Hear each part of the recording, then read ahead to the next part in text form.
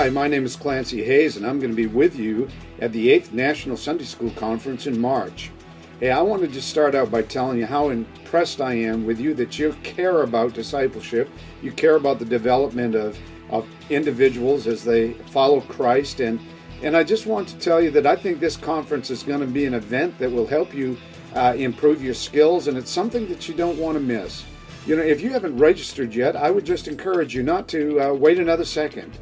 Get online, fill out the application, the registration form, and do what you need to do to be there, because I really, really want to see you there. Have a great day.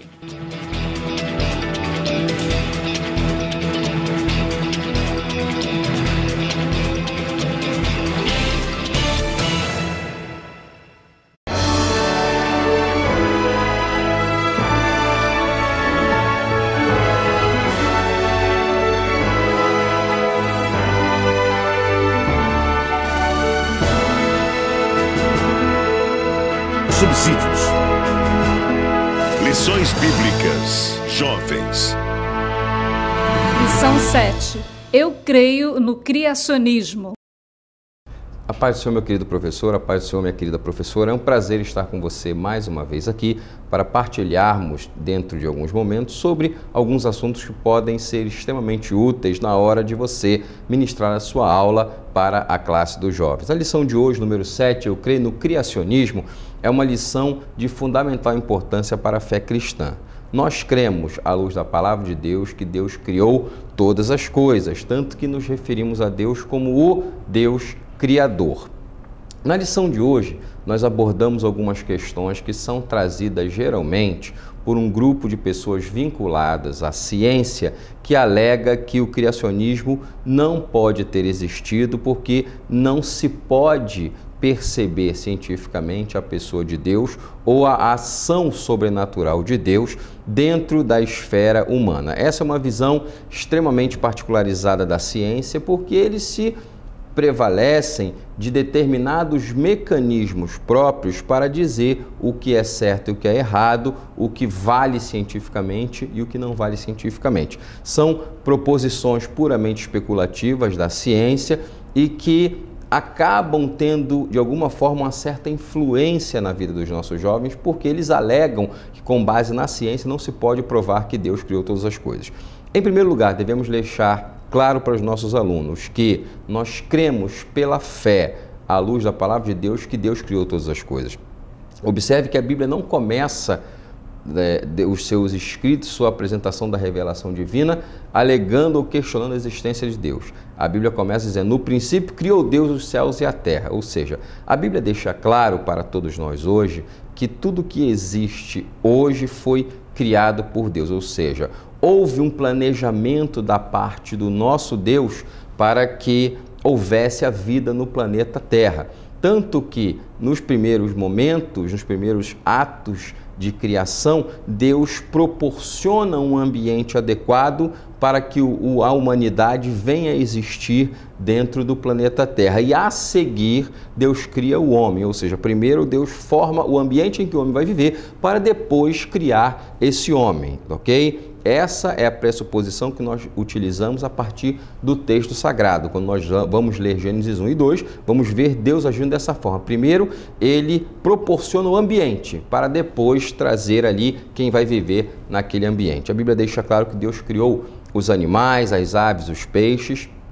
E hoje o que nós devemos, de forma bastante tranquila, responder aos nossos jovens? Eu reservei aqui 3 pontos que acredito serem interessantes, né? Primeiro aspecto, o que é o evolucionismo? O evolucionismo é uma teoria, eu disse teoria e não lei, porque mesmo a própria ciência precisa se dobrar às suas próprias convicções de que só se pode ter uma lei científica quando ela pode ser reproduzida em laboratório. E esse não é o caso da evolução. Por isso que o certo é chamar teoria da evolução e não lei, porque ela não pode ser comprovada em laboratório e há muitas dúvidas sobre as proposições que o evolucionismo lança, mesmo dentro dos seus escritos em livros de ciência. Então, primeiro aspecto, o evolucionismo traz a ideia de que todas as coisas que existem hoje são frutos de uma forma aleatória de junção de elementos que vão proporcionar determinadas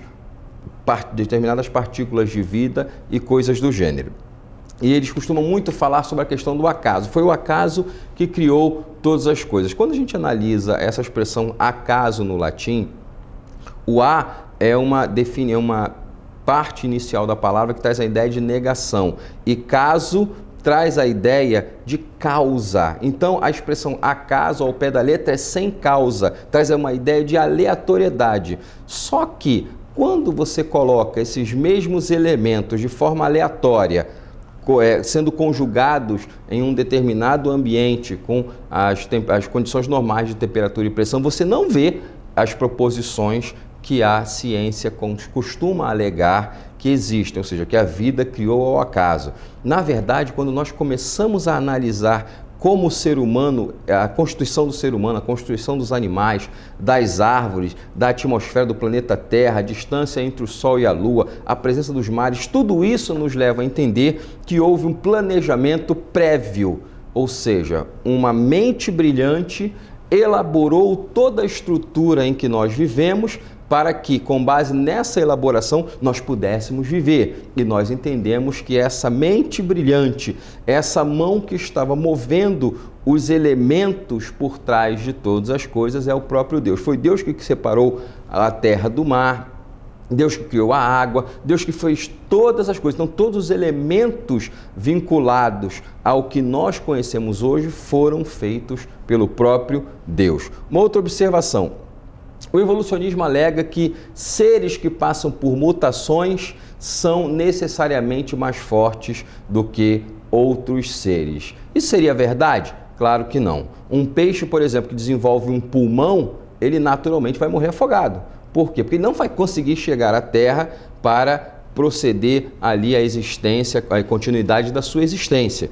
Então, não é uma verdade dizer que seres que passam por modificações, né, nas suas genéticas, nas suas descendências, vão necessariamente ser seres mais fortes, seres mais adaptados. E a questão, na verdade, da evolução. É natural que nós entendamos que há diversas espécies de animais, não é? Nós temos, por exemplo, um cão piquinês, nós temos um cão pastor alemão, temos um bulldog, todos eles têm uma aparência um pouco diferente uma das outras, hábitos diferentes, mas todos eles pertencem à raça canina. E, naturalmente, é evidente que pode haver determinadas mudanças dentro de um corpo, seja de um animal, seja de uma pessoa, mas essas mudanças não fazem com que surja uma nova espécie, não fazem com que surja uma nova forma de vida. É a mesma forma de vida com uma deficiência ou com algum outro tipo natural de distinção, simplesmente dessa forma. Então, a própria ciência, por mais que ela alegue determinadas proposições, ela não tem os meios necessários para comprovar aquilo que ela está falando. Então, devemos deixar claro que, nesse contexto, nós temos a certeza, também pela fé, de que Deus criou todas as coisas, Deus é responsável por tudo aquilo que nos cerca, e nós deixamos claro para os nossos alunos, devemos deixar claro para os nossos alunos essas proposições. Cremos no criacionismo. Por quê? Porque cremos na palavra de Deus, cremos que Deus criou todas as coisas, e a própria Bíblia começa deixando claro que no princípio criou Deus todas as coisas. Naturalmente, a Bíblia não fala quanto tempo tem a Terra, como foi com detalhes o processo do criacionismo. A Bíblia não tece esses tipos de detalhes, porque senão a Bíblia seria um livro de curiosidades, ok? Entretanto, a Bíblia deixa claro: Deus criou todas as coisas, e com base nisso nós cremos não apenas no criacionismo, mas cremos no Deus que criou todas as coisas, que desenvolve tudo aquilo que está à nossa volta e que nos faz habitar em um planeta pronto para a vida, para receber a vida humana.